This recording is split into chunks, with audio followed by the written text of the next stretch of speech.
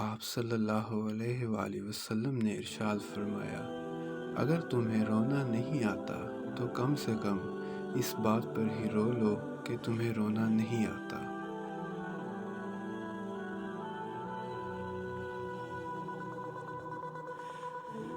آپ صلی اللہ علیہ وآلہ وسلم نے ارشاد فرمایا، اللہ تعالیٰ سے رو رو کر دعا مانگا کرو، اگر رونا نہ آئے تو رونے والی شکل ہی بنا لیا کرو۔